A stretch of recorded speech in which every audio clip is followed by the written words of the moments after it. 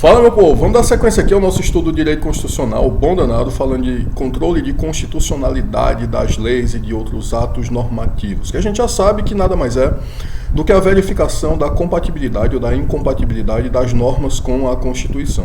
A gente coloca sempre das normas infraconstitucionais, né, porque o controle de constitucionalidade ele nasce e a principal finalidade dele é verificar essa compatibilidade ou incompatibilidade das normas infraconstitucionais. Tem aquela teoria, né, das normas constitucionais e inconstitucionais. Então, uma norma na Constituição seria inconstitucional, porque iria contra o todo e tal. É uma teoria do Otto Bachoff, não sei bem como é que pronuncia o nome dele, tá bom? Aqui no Brasil, a gente já sabe que essa ideia não é adotada, né, que essa teoria não é adotada, mas, enfim, não deixa de haver a possibilidade de uma norma constitucional e inconstitucional no caso da emenda constitucional. É possível que uma emenda seja aprovada sem respeitar, né, aquele processo diferenciado, né, o processo legislativo diferenciado, o quórum qualificado, etc. É possível que isso aconteça, então, em tese, né, nessa situação, nessa circunstância, poderia haver uma norma constitucional e inconstitucional. De toda forma, nosso foco principal está nas leis e outras espécies normativas, né? Normas infraconstitucionais que contrariam a Constituição Federal. Tá bom, certo. A gente já sabe, pessoal, a gente já viu que o controle ele pode ser repressivo ou preventivo. Né? E a gente sabe que o controle repressivo ele funciona quando a lei já existe, a norma já existe e ela é inconstitucional. Ela foi aprovada, parecia bem certinha, bem direitinha, mas aí a gente descobriu que ela afronta a Constituição, né? E aí ela precisa ser removida do ordenamento, ela não pode ficar lá. E como é que a gente vai fazer isso? Para isso a gente tem um controle repressivo. E a gente já sabe que existe o controle preventivo, né? Que tenta evitar, tenta impedir que normas inconstitucionais sejam produzidas e sejam colocadas no ordenamento. Aqui, se a gente fizer uma comparação com saúde e doença, né, você pode pensar o seguinte: você está saudável e você pode tentar se manter saudável. Você pode fazer atividades físicas, tomar vitamina, se alimentar bem e tal. E aí você evita adoecer, né? Isso seria o controle preventivo. Você está tentando manter a saúde.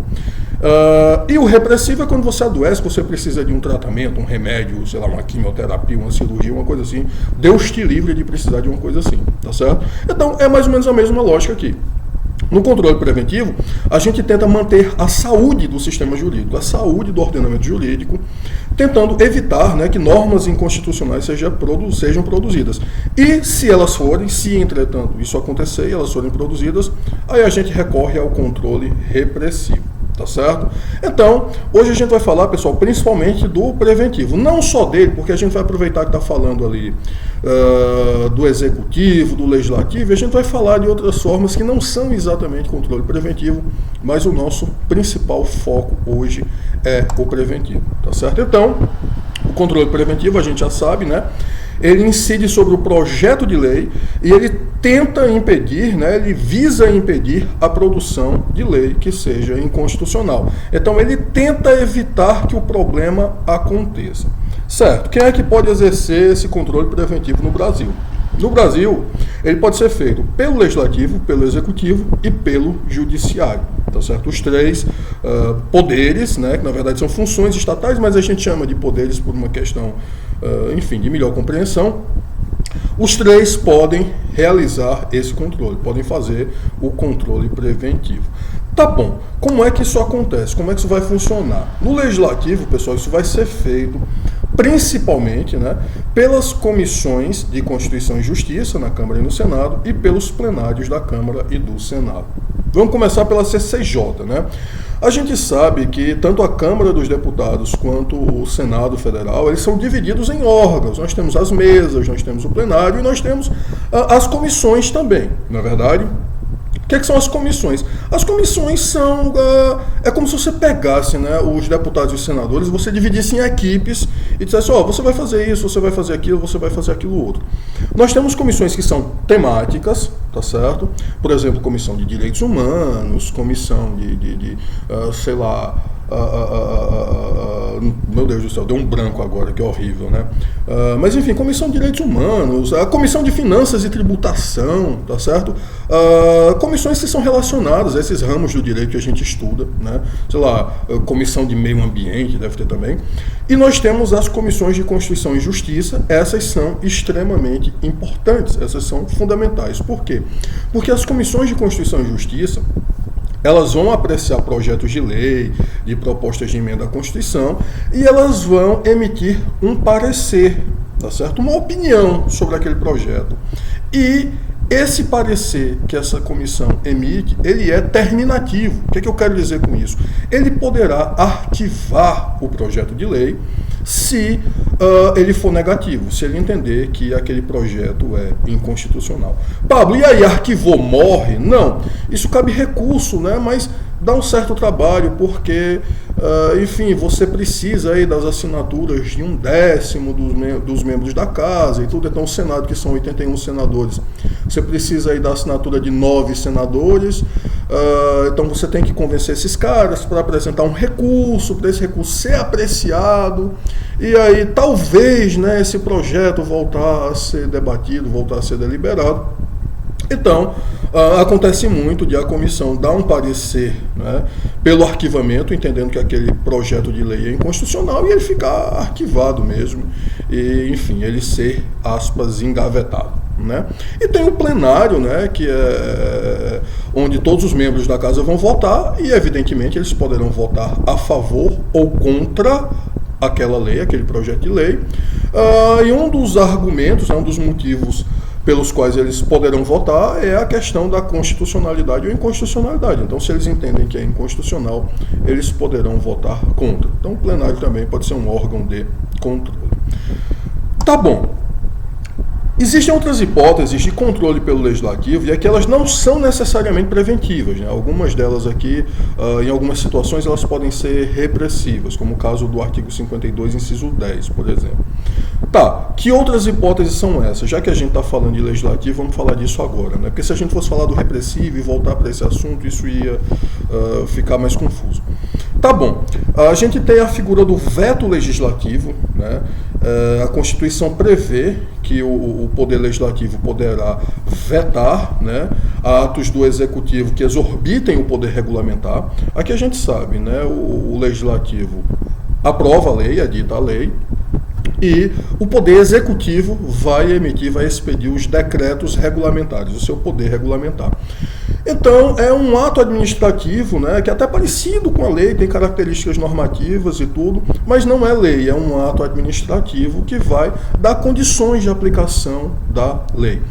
Caso esse ato exorbite o poder regulamentar, né, ele fuja do assunto, digamos assim, o Poder Legislativo poderá sustá-lo, poderá vetá-lo, tá certo? E quando o Poder Executivo exorbitar a delegação legislativa. Aqui a gente volta para a lei delegada, tá certo? Que a gente estudou em processo legislativo, e a questão aqui é o seguinte, o tema aqui é o seguinte: o Poder Executivo pede a delegação, tá certo? O Poder Legislativo concede. O que é isso, né? O Poder Executivo diz: eu queria muito fazer uma lei sobre isso aqui, delega esse poder para mim. E aí o Poder Legislativo vai lá e delega, diz: joia, cara, faça a lei, confio em você. Se o Poder Executivo exorbitar essa delegação, né, extrapolar o poder que foi delegado para ele, o Poder Legislativo faz esse controle também, tá certo? Vai vetar, né, quando houver um excesso, né, quando o Poder Executivo exorbitar essa delegação. Então seria mais ou menos o seguinte: delega para mim aí o poder, né, me autoriza aí, delega para mim a possibilidade de fazer uma lei sobre, sei lá, sobre videoaulas, tá certo? Tá bom, joia, bacana, faz uma lei sobre isso. Se eu aproveitar essa lei e colocar alguma outra coisa, tá certo, que não é sobre o assunto, vou aproveitar e vou colocar um crime aqui, vou inventar um crime. Opa, não, querida, aí você está exorbitando a delegação, tá certo? E aí cabe ao Poder Legislativo, né, vetar, fazer esse controle.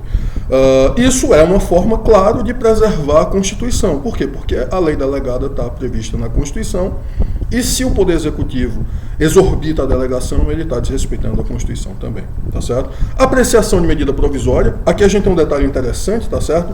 O Michel Temer, por exemplo, né, no Elementos de Direito Constitucional, ele vai dizer que não existe controle do Legislativo na medida provisória, né? Por que ele fala isso? Porque ele está pensando na atuação das CCJs, né? Só que aqui não é bem assim que funciona, porque se a medida provisória vai ser votada pelo Poder Legislativo, então ela pode ser aprovada ou ela pode ser rejeitada. E uma das razões pelas quais ela pode ser rejeitada é porque o Poder Legislativo pode entender que ela é inconstitucional. Então vai acontecer. E a gente tem o artigo 52, inciso 10, tá certo? Que nesse caso aqui, pessoal, é quando a gente tem um controle difuso, tá certo? Que tem uma decisão no STF, e aí tem aquele dispositivo lá, né, atribuindo ao Senado Federal a competência de suspender a lei declarada inconstitucional pelo STF e tudo. A gente vai voltar a falar nisso, a gente vai falar em abstrativização do controle difuso, essa parte toda quando a gente estiver falando do controle difuso, tá certo? O controle que é realizado por todos os juízes, no caso concreto, etc. Mas eu vou colocar aqui só como um lembrete para vocês. Como eu disse para vocês, isso aqui não é controle puramente preventivo. Eu deveria ter até colocado aqui, entre aspas, né, esse preventivo. Por quê? Porque, por exemplo, no caso da medida provisória, ela já está valendo, ela já tem efeitos jurídicos e o Poder Legislativo vai fazer essa apreciação, vai apreciá-la. Então, nesse caso aqui, não é exatamente preventivo, não é totalmente preventivo, porque ela já está tendo efeitos. E no caso do artigo 52, inciso 10, ele não é preventivo mesmo, né? A lei já estava perfeita, já estava funcionando, já estava sendo aplicada e tudo, e foi reconhecida como sendo inconstitucional. Então, por favor, quando vocês estiverem anotando isso aí, coloquem aspas nesse preventivo, tá certo? Tá, vamos dar sequência. Controle preventivo agora pelo Poder Executivo. E aqui a gente tem o veto, tá certo? O que é o veto? O veto é o ato do chefe do Executivo que vai fazer um X na lei, né? Não, essa lei aqui não é boa, esse projeto de lei aqui não deve ser convertido em lei, isso aqui não tá bom, isso aqui não é útil para a gente. O veto a gente já sabe, a gente já estudou, ele pode ser jurídico ou político. O veto político é quando a lei está lá, né, o projeto de lei está lá bonitinho, perfeito, todo compatível com a Constituição, mas o chefe do Executivo entende que naquele momento ele não vai ser bom, politicamente ele é indesejável, tá certo? Então, esse é o veto político. E existe também o veto jurídico, que é quando o chefe do Executivo entende que aquele projeto de lei ali ele é incompatível com a Constituição. Então ele veta, tá certo?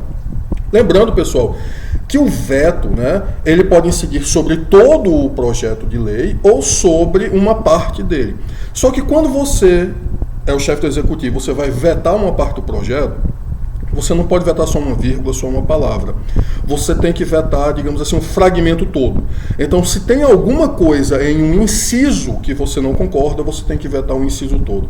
Se tem alguma coisa em um parágrafo que você não concorda, você tem que vetar o parágrafo todo. Se for no artigo, é o artigo todo. Se for no projeto de lei, é o projeto todo. Tá certo? Então, o veto vai funcionar dessa forma.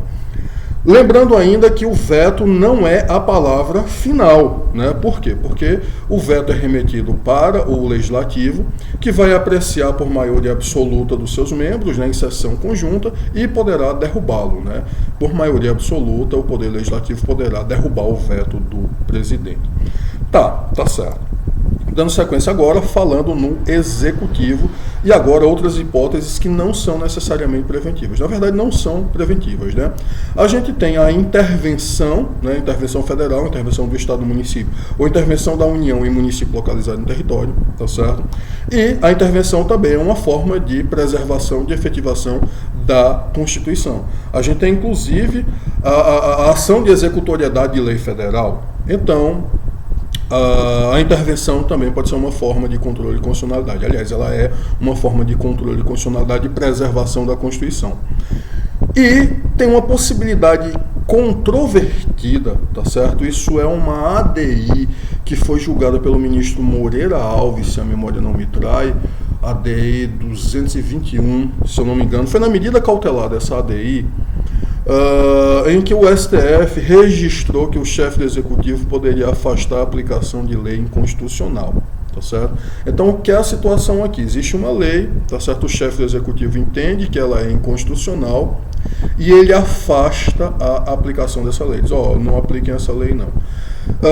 Isso é controvertido, né? Embora tenha precedente do STF, isso é bem controvertido, isso é potencialmente problemático, extremamente problemático, porque imagina aí, o chefe do executivo dá uma doida nele, não, essa lei aqui, não apliquem essa lei porque ela é inconstitucional. Enfim, é uma hipótese extremamente problemática, mas a gente tem um precedente nesse sentido, então eu tinha que falar para vocês. E tem o controle preventivo pelo judiciário, né, que é um mandado de segurança impetrado por parlamentar para preservar seu direito líquido e certo ao devido processo legislativo. Tá, o que é isso? Se você é um parlamentar, tá, se você é um deputado, se você é um senador, você tem um direito líquido e certo ao devido processo legislativo. Você tem um direito de que o processo legislativo aconteça conforme previsto na Constituição. Todo certinho, todo bonitinho, todo direitinho. Se isso não for respeitado por qualquer razão, cabe mandado de segurança no STF, se você for deputado ou for senador, tá certo? A gente tem uns precedentes interessantes nesse sentido também, como, por exemplo, projeto de lei que feria uma cláusula pétrea, um projeto de lei que era tendente a abolir uma cláusula pétrea, e aí, nesse caso, o STF, um parlamentar entrou com o mandado de segurança, disse, isso aqui fere o meu devido processo legislativo, isso aqui é absurdo, isso fere uma cláusula pétrea, e, enfim, o projeto foi trancado, então a gente tem essa possibilidade também. Se você é um parlamentar e o seu direito ao devido processo legislativo não está sendo respeitado, isso fere a Constituição. E se fere a Constituição, cabe controle de constitucionalidade. Então é isso, meu povo. Eu espero sinceramente que vocês estejam gostando. Sei que é um assunto cheio de detalhes, né?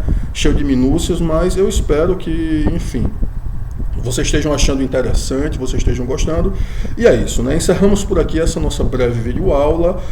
Acabei esquecendo de falar, né? Saudações rubro-negras a todos e a todas. Lembrando que aqui, né, é o nosso querido, amado, idolatrado Leão da Ilha, o Esporte Clube do Recife, tá certo? Para evitar confusões aí com rubros negros falsos aí, que adotaram as cores vermelha e preta depois, tá certo? O original é esse daqui.